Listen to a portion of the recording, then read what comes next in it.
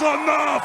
And I said, let Trumpomania! Hulk Hogan is undeniably one of the biggest names in professional wrestling history. A man whose charisma and larger-than-life persona helped shape the industry as we know it today. But behind the roaring crowds and championship glory lies a complicated legacy, one marked by backstage tensions and strained relationships with many of his peers. While fans often celebrate Hogan as a hero, several fellow wrestlers have harbored deep resentment toward him. This isn't just about jealousy or rivalry. It stems from real conflicts over creative control, professional respect, and personal behavior. Understanding why so many wrestlers disliked Hogan gives us a fuller picture of the man behind the legend, a star who dazzled millions, but also left a trail of fractured friendships and hard feelings in his wake. Hulk Hogan, the immortal legend and wrestling's most controversial figure. Hulk Hogan's name is synonymous with professional wrestling itself. To millions around the world, he is the embodiment of wrestling's golden era, the ultimate showman whose charisma, physique, and booming voice turned him into a household name. The Hulkster wasn't just a wrestler, he was a phenomenon, a symbol of the larger-than-life entertainment that defined the WWF in the 1980s and WCW in the 1990s. His influence helped turn pro wrestling into a global spectacle, catapulting the sport into pop culture mainstream. But despite the sea of fans who adored him and the mountains of merchandise that bore his name, Hogan's legacy inside the wrestling locker room tells a far more complicated story. Beyond the bright lights and sold-out arenas, many of his peers harbored deep resentment toward the man who seemed untouchable at the top. This wasn't simple jealousy. It was a complicated mix of backstage politics, creative control, and personal betrayals that left a lasting impact on the industry and the careers of many wrestlers. From Terry Bollea to Hulkamania, the rise of a wrestling titan. Before Hulk Hogan was the global icon, he was Terry Gene Bollea, a young man who began his wrestling career in the late 1970s, grinding through regional promotions. It wasn't until 1983, when he joined the World Wrestling Federation, now WWE, that his star began to rise dramatically. Hogan's all-American hero persona, combined with his signature handlebar mustache and signature yellow and red ring gear, made him the face of a new wrestling revolution. He headlined 8 WrestleManias and was the main event attraction for the iconic Saturday Night's Main Event on over 30 occasions.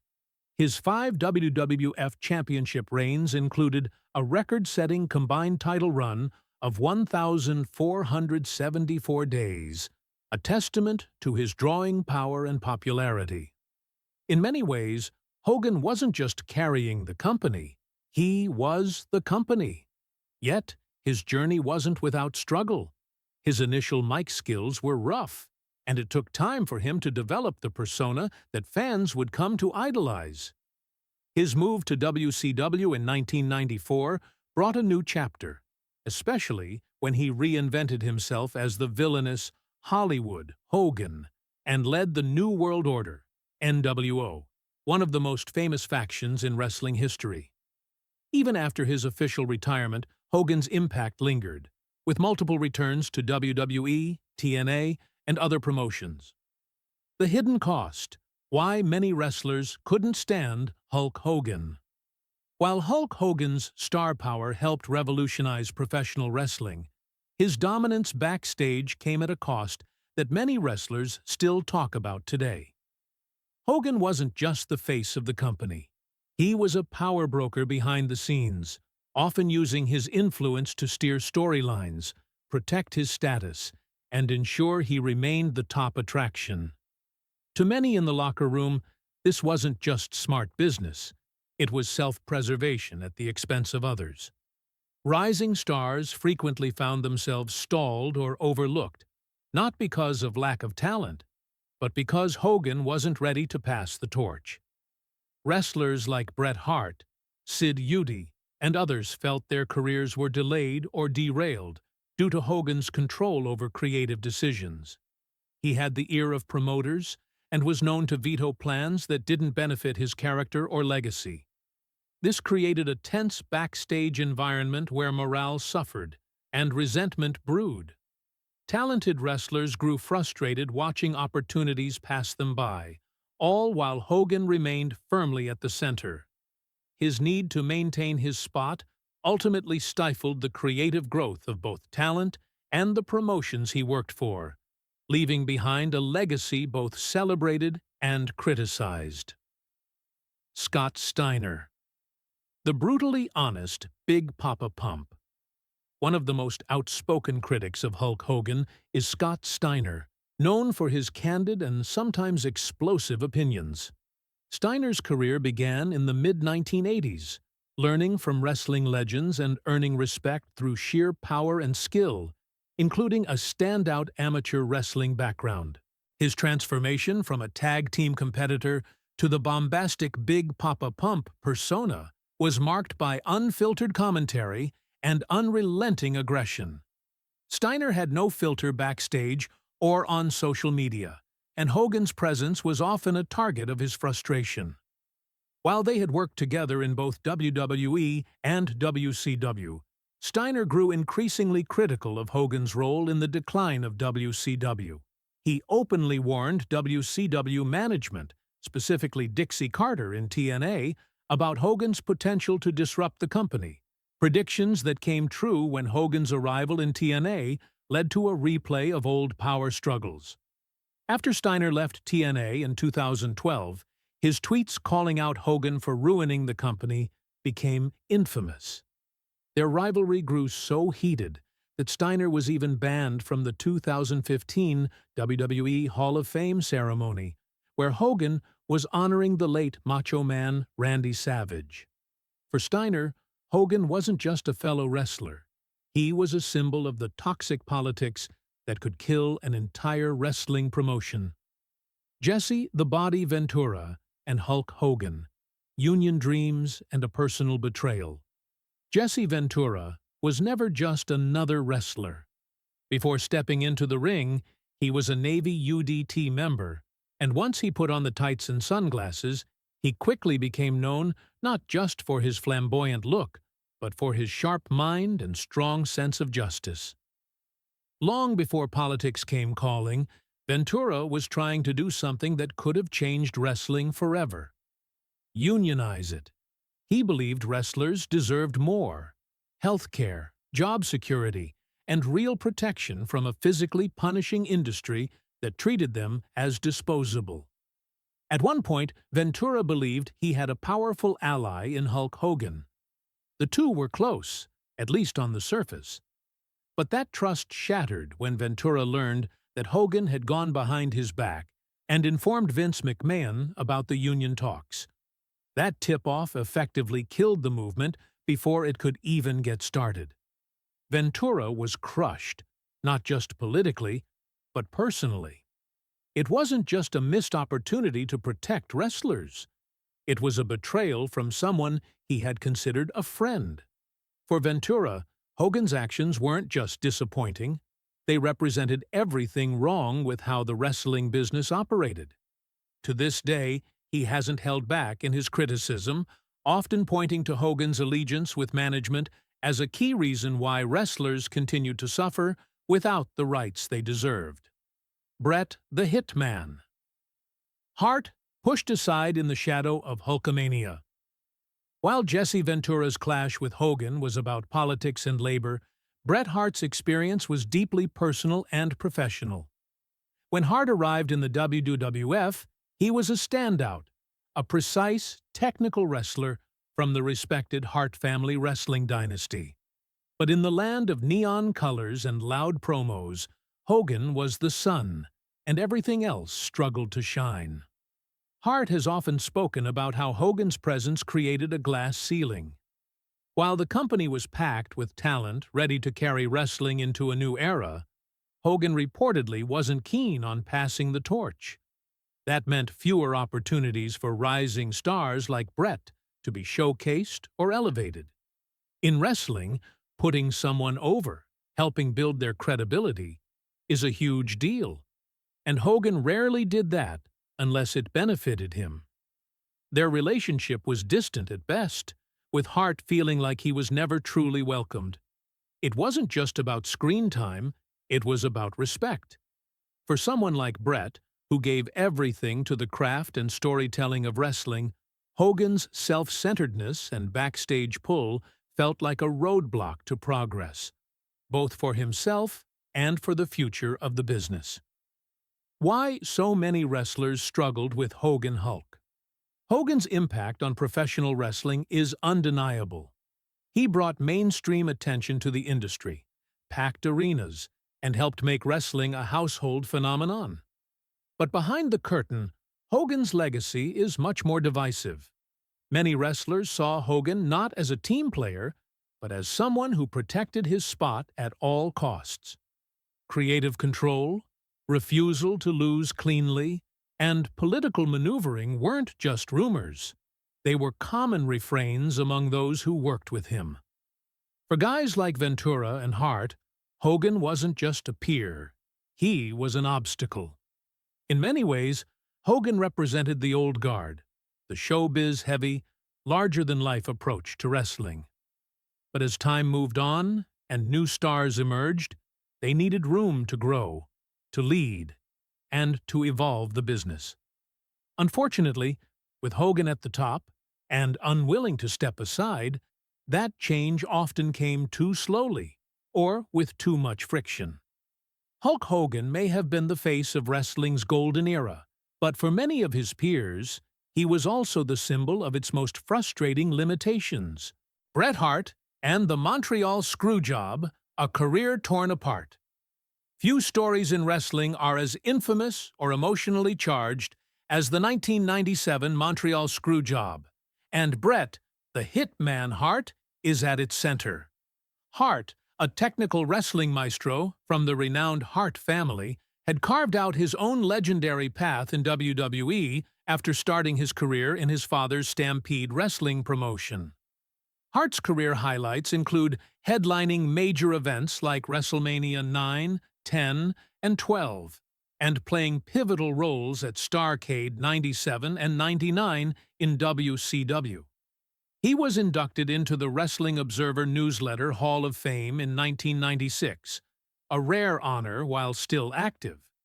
His skill and dedication were unquestionable, but the relationship between Hart and Hogan was far from smooth.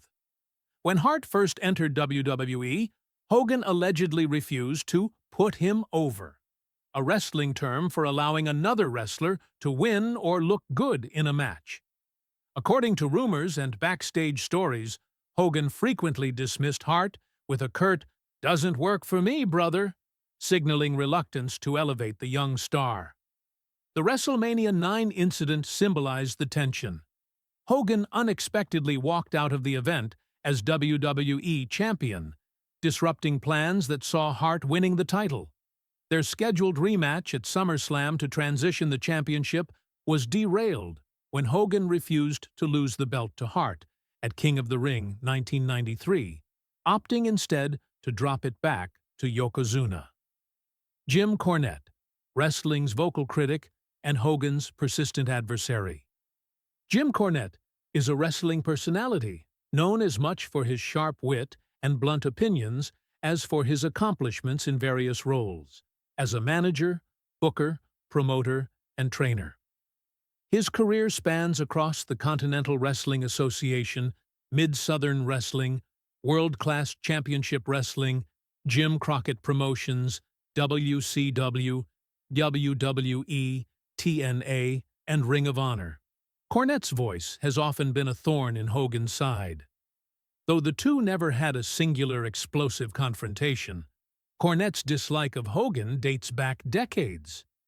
He has openly criticized Hogan's controversial rants, calling him fucking nuts and disapproving of his behavior in WWE, WCW, and TNA. Cornette's tenure as owner and booker of Smoky Mountain Wrestling, 1991 to 1994, and as co-owner, head booker, and head trainer of Ohio Valley Wrestling, 1999 to 2005, gave him considerable influence behind the scenes. His no-nonsense attitude and purist views on wrestling clashed with Hogan's flashy style and backstage politicking. Cornette has accused Hogan of consistently rubbing people the wrong way, making enemies not just for himself, but for the promotions he worked in. For Cornette, Hogan was emblematic of what he saw as wrestling's slide away from its roots, into a spectacle driven more by ego than athleticism or storytelling. Sid Eudy, the next Hogan that Hulk Hogan feared. Sid Eudy, known in the ring as Sid Vicious, Sid Justice, and Psycho Sid, is a six-time world champion whose career saw him headline major pay-per-views like WrestleMania 8 and 13 and Starrcade 2000. His powerful physique and intense presence often drew comparisons to Hogan, but it was this very similarity that fueled one of wrestling's most tense backstage rivalries. In the early 1990s, Sid was even dubbed the next Hulk Hogan, a title that reportedly did not sit well with the original Hulkster. According to Sid, Hogan actively tried to sabotage his career, viewing him as a direct threat to his dominance. Their rivalry reached a boiling point around the 1992 Royal Rumble, when fans cheered Sid's elimination of Hogan, a moment that reportedly upset Hogan deeply. Sid has recounted how Hogan complained to Vince McMahon, exhibiting behavior Sid described as crying like a woman. The animosity extended into their matches, which Sid famously likened to a Three Stooges comedy, underscoring the lack of chemistry and respect. Sid blamed Hogan for the rocky start to his WWE career, feeling that Hogan's backstage influence cost him opportunities he deserved. Though Sid reached championship status, he never matched Hogan's legendary stature, an outcome, he believed, influenced by Hogan's refusal to allow him the spotlight. Bob Backlund, the amateur wrestling rivalry and professional clashes. Bob Backlund's journey in wrestling began at North Dakota State University, where he excelled in amateur wrestling before turning pro under the tutelage of Eddie Sharkey in the American Wrestling Association during the late 1960s and early 1970s. Backlund's career was marked by his technical skill and his reign as WWF champion during the 1970s and early 80s. Backlund's path and Hogan's intersected in ways that reflected the sport's evolving style and ethos. When Hogan burst onto the scene with his flashy persona, Backlund's more straightforward and classic approach sometimes clashed with Hogan's entertainment-focused style. The two wrestlers also found themselves tangled in disputes over the direction WWE was taking during the 1990s, particularly as the company shifted toward more cartoonish, larger-than-life characters, a move Backlund openly criticized.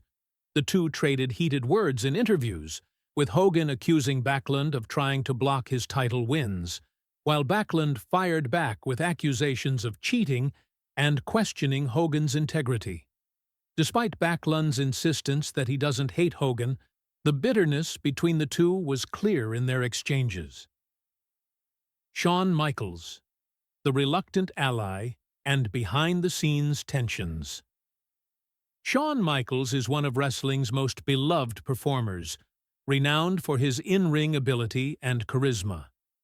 His career with WWE spanned from 1988 until his first retirement in 1998, followed by a return in 2002 and eventual second retirement in 2010.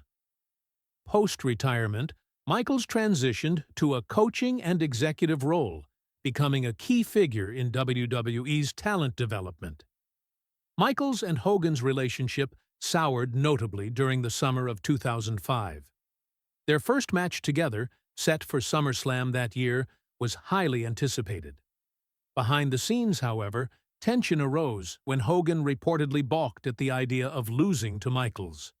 In response, Michaels decided to inject humor into the match by exaggerating every move Hogan made, turning the bout into a light-hearted spectacle. Despite the antics, Hogan ultimately won with his trademark leg drop. While Michaels has expressed respect for Hogan's career, personally, their rapport has been lukewarm at best.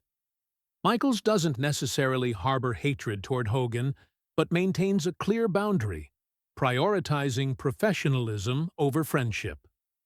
Kofi Kingston and The New Day, wrestling's new generation speaks out. Kofi Kingston, a beloved member of the New Day faction and a multiple-time WWE Tag Team Champion, represents a newer generation of wrestlers who grew up in a world shaped by legends like Hogan. Kingston's journey began on the independent circuit, where he developed his Jamaican persona before debuting in WWE in 2008. Kingston's grievances with Hogan stem less from personal interactions and more from Hogan's infamous 2015 tape scandal, in which Hogan was recorded making racist remarks. The fallout led to Hogan's temporary WWE suspension and ignited widespread debate about forgiveness and accountability. When Hogan returned in 2018, Kingston and The New Day made their stance clear. They were uncomfortable with the forgive and forget approach WWE took, refusing to overlook Hogan's past actions. Though Hogan's scandal didn't affect Kingston personally, the cultural impact resonated deeply, especially among wrestlers of color, who saw the industry grappling with issues of race and representation. Wrestling's biggest star, a figure of reverence and resentment, Hulk Hogan stands as one of wrestling's most iconic figures, an unmatched symbol of the sport's golden era, whose charisma turned him into a global phenomenon. His larger-than-life persona, from Hulkamania to his main event dominance, helped bring professional wrestling into mainstream culture. But behind the cheers and championship belts lies a far more complicated legacy. For many wrestlers, Hogan's rise came at their expense. Bret Hart has long expressed frustration over missed opportunities and Hogan's unwillingness to elevate emerging talent. Jim Cornette has criticized Hogan's backstage politics and outsized influence on creative decisions. Sid Eudy, once seen as the next big star, reportedly saw his momentum stalled by Hogan's backstage clout.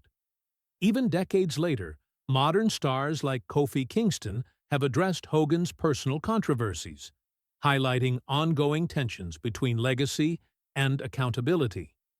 Hogan's career is a powerful reminder of the dual nature of fame in wrestling. While he helped shape the industry into what it is today, his presence also cast a long shadow over those who followed. Revered by fans but resented by many peers, Hulk Hogan's story is one of brilliance and backlash, etched permanently into wrestling's ever-evolving history.